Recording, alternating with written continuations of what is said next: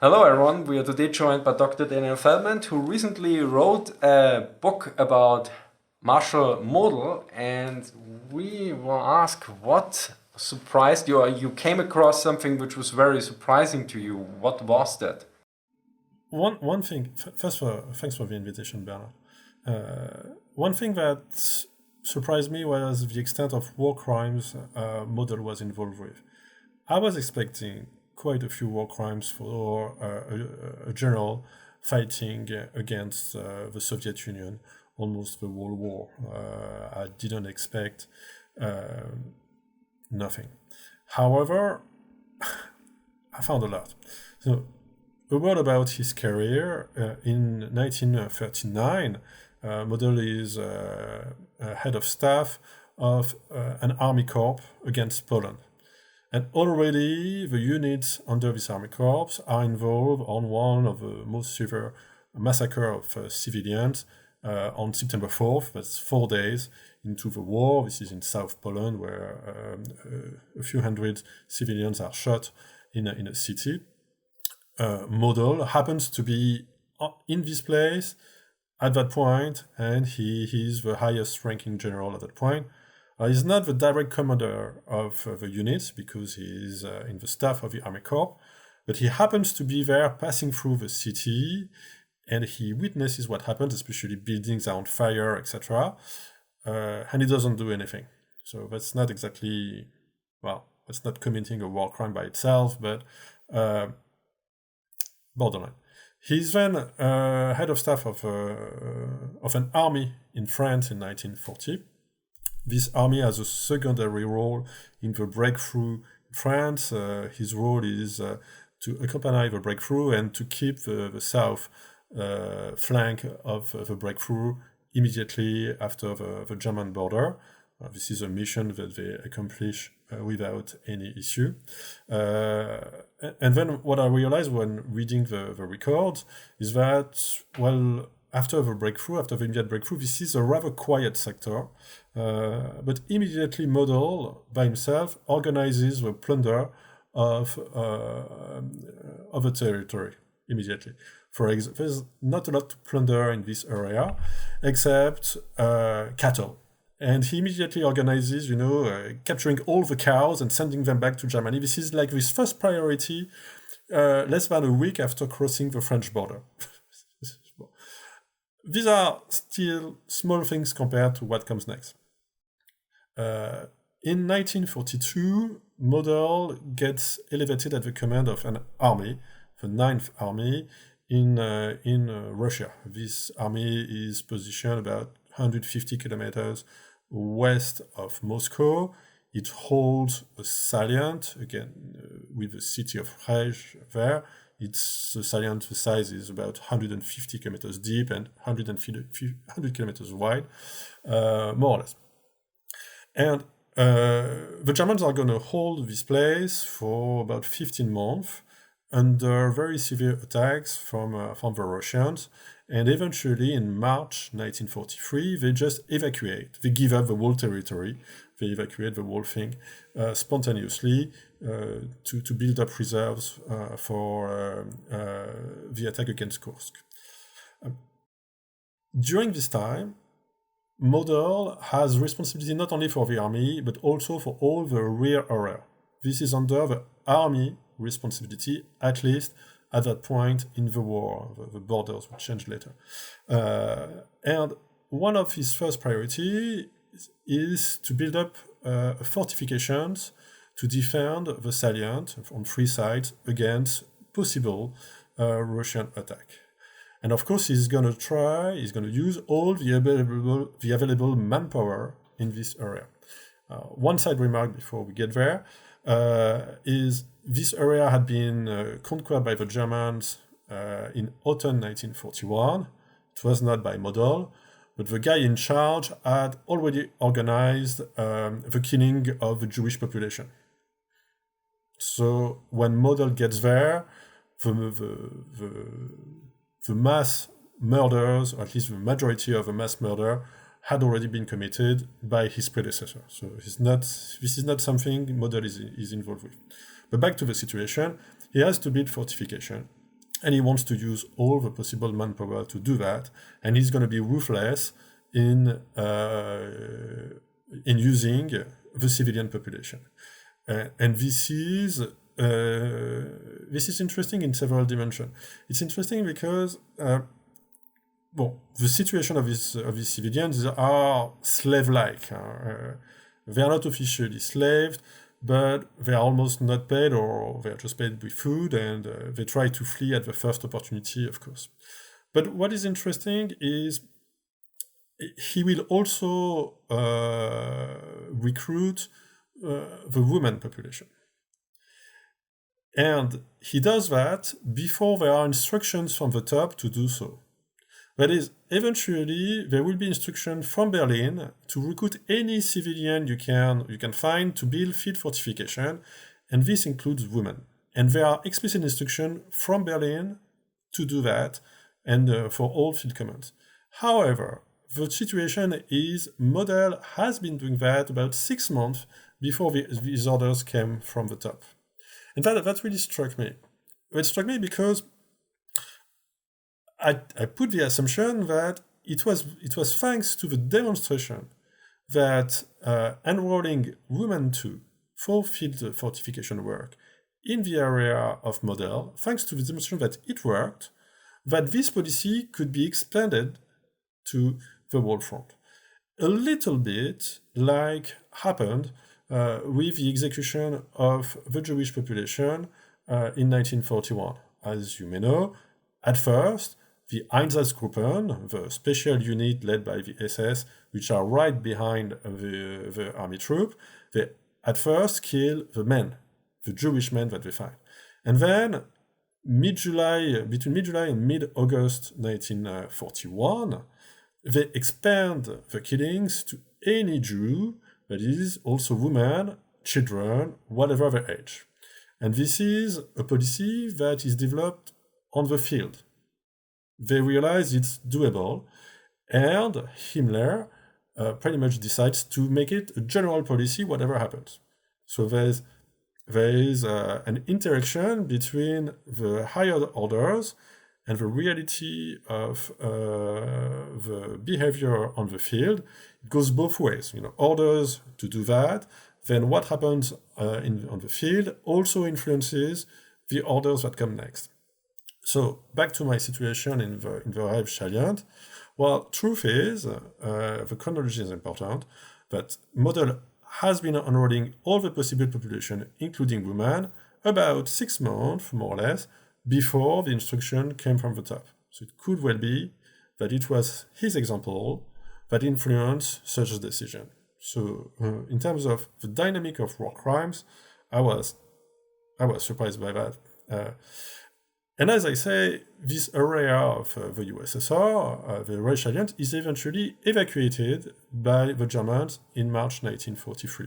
So they conceal their evacuation very well, and they can retreat from the zone without being harassed by the Russians at all. The Soviet army, the Red Army, doesn't anticipate this evacuation and just discovers it after the Germans are gone.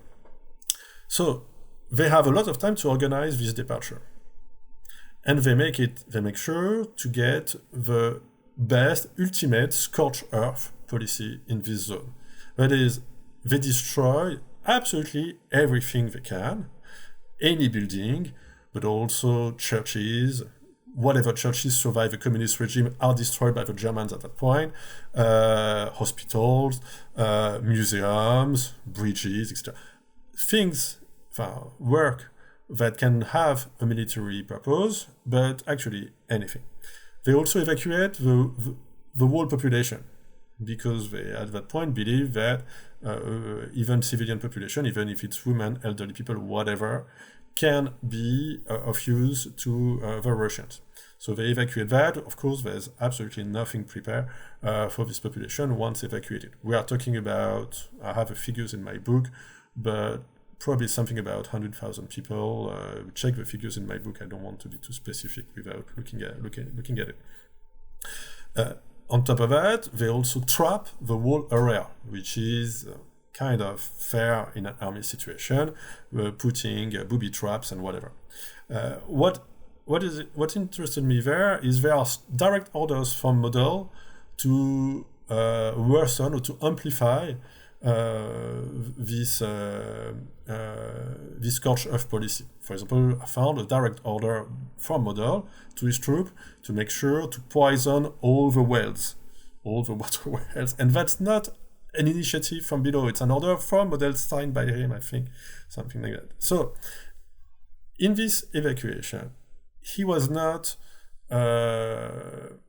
It was not a situation where his lower command took an initiative by themselves. They certainly did as well. I'm not going to say that in a whole army, the 9th Army, the only responsible person is the general at the top. No, definitively, you have plenty of other responsibilities as you go down.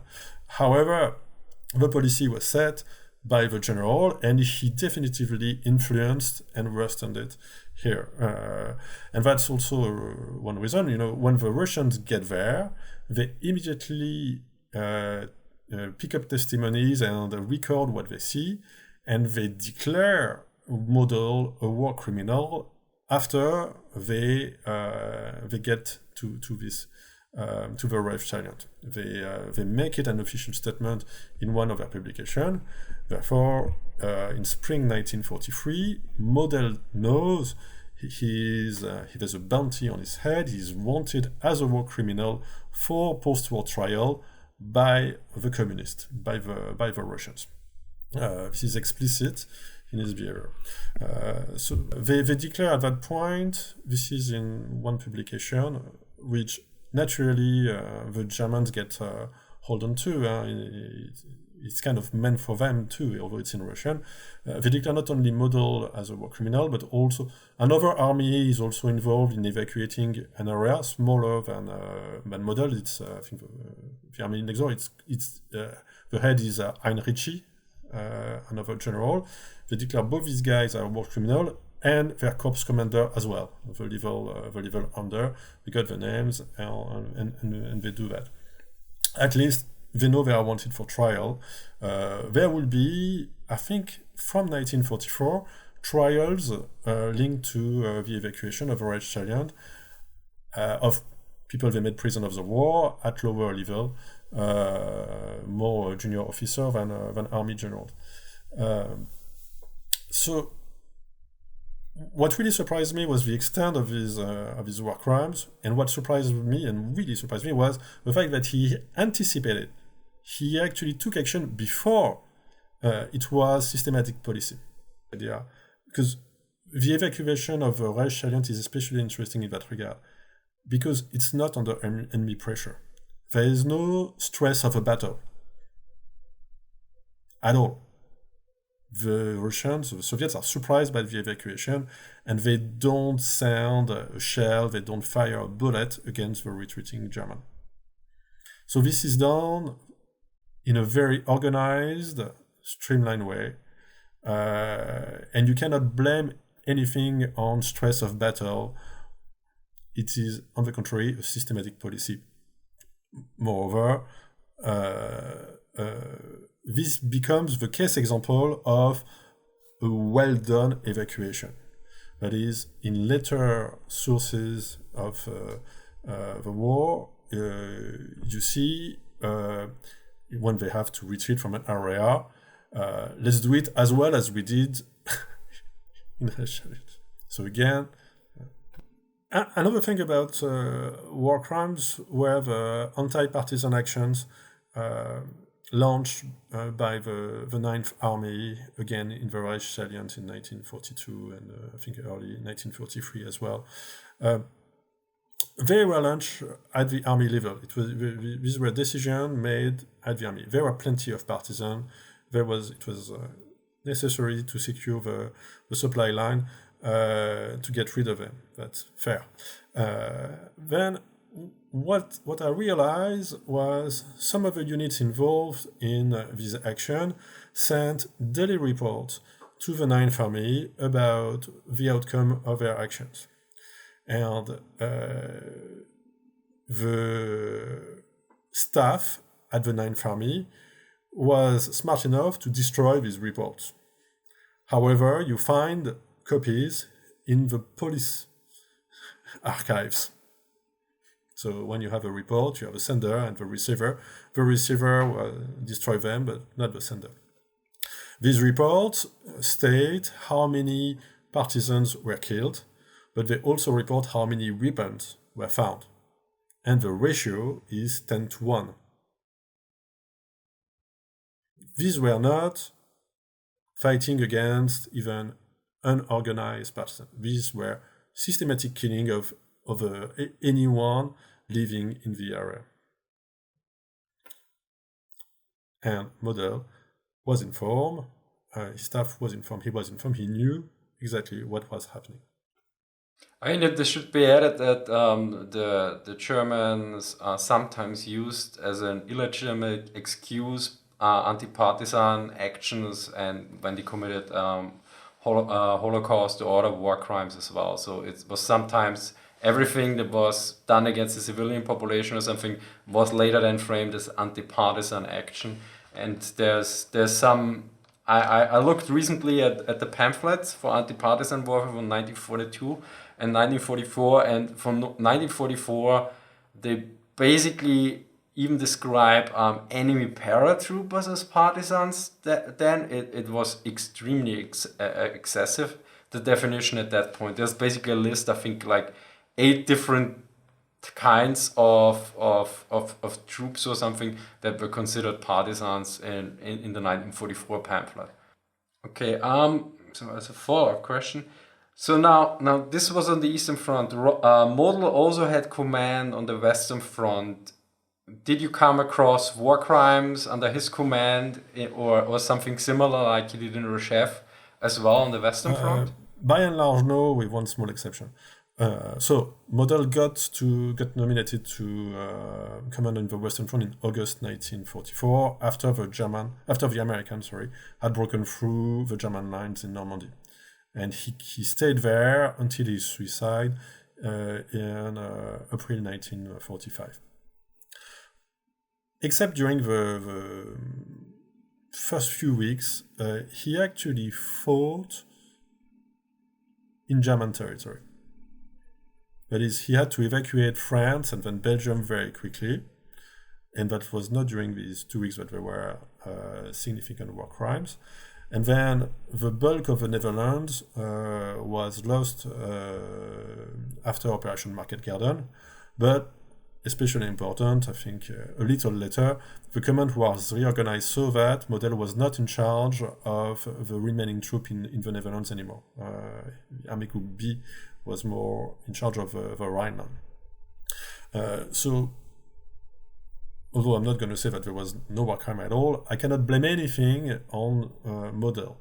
And especially, as is very well known, there were orders to burn Paris. There's a direct instruction by Hitler to the higher command of Paris, a guy called Scholtist, to burn Paris. This is about, a few days before Paris is liberated. At that point, Model is in charge of that area and is careful not to be involved in this situation. He is very happy that someone else is in charge of the gross Paris and that he is not the only responsible, and he doesn't insist. He was not stupid enough to commit a huge and extremely visible war crime in Paris that would also alienate all possibilities of surrender to the Western Allies. But also, I think he just didn't care. He was then, in December 1944, in charge of the counterattack in the Ardennes. And as is well known, some war crimes were committed by the Germans against US prisoners of war, especially in Malmedy, etc. There were trials after the war. Frankly, you cannot blame that to the army group commander. There were no direct instruction so high so that it would have a direct impact on the behavior that happened in these cities. So the decisions or the responsibility is at a lower level than model. So I cannot. And it was, although it was a deplorable behavior, it was not a systematic behavior, contrary to what happened on the Eastern Front. Thereafter, in 1945, he keeps fighting, but he's fighting in Germany. And don't know whether you can qualify, how much you can qualify war crimes of a German army against the German population. Well, this, I will leave that to the law doctors or to the lawyers.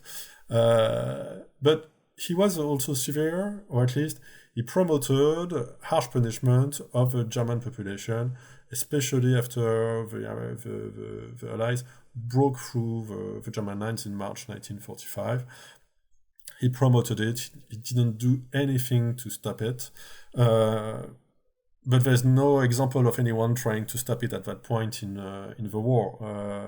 There's extreme brutality of the Nazi regime against its own population all over the place. Anyone that can be suspected of treason is shot or hung, and it looks like people are very happy to find someone to shoot at some point. Difficult to blame that on the army group commander. So in the end, in the West, although there are a few cases that are under his command, and you cannot escape the fact that they are, it's absolutely not the order of magnitude of Russia. So on the Eastern Front, there was a systematic involvement. On the Western Front, there was no evidence for any systematic. Let's say I'm talking about Model's command very strictly. So yeah. From what you could find in the sources, so there might be something we haven't found. Also, there are, for example, there are executions of the whole population of some burning in a church, of the whole population of some villages in South France, but that's in June 1944, and Model is still fighting in Belarus. So these kind of war crimes are not unique. You have similar examples in Italy, in Belgium, in more or less all countries. So there's kind of a systematic pattern there. But I can't blame them on the guy who was fighting in the East at that point. That was not under his responsibility, these things.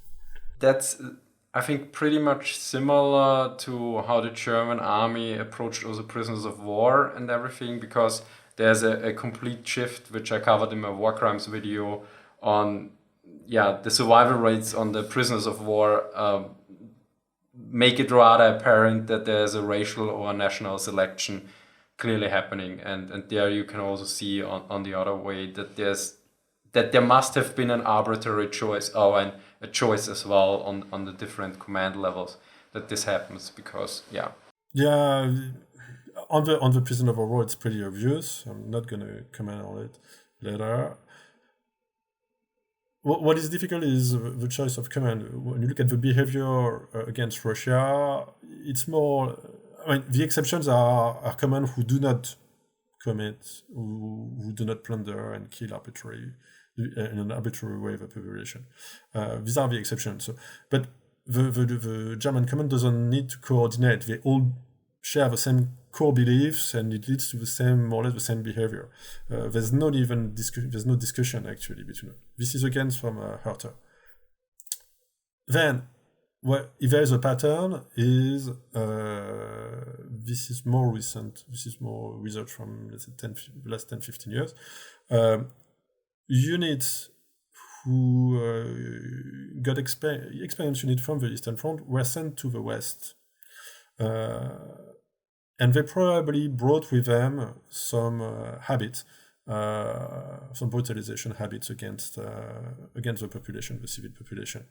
Explaining where does the behavior against Oradour in France, but there are again similar example in Italy, Belgium, etc. Where it comes from. So the fact that the idea that they deeply think that the Western population is racially different is not that ground in the facts, in the fact that eventually happened.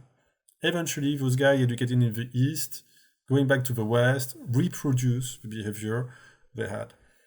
That's also what Buzz Williams in his PhD thesis found out, that the German troops on the Eastern Front, once they reach East Prussia, that a lot of the behavior they basically continue, and their officers or some tell you, you're on German ground now, what's going on? So that's this radicalization or deterioration or whatever you want to call it on the psychological level, that the behavior and the habits continue. Okay, thank you very much, Daniel. Thank you. That was a difficult topic. Yes. Thank you for watching and see you next time. Bye.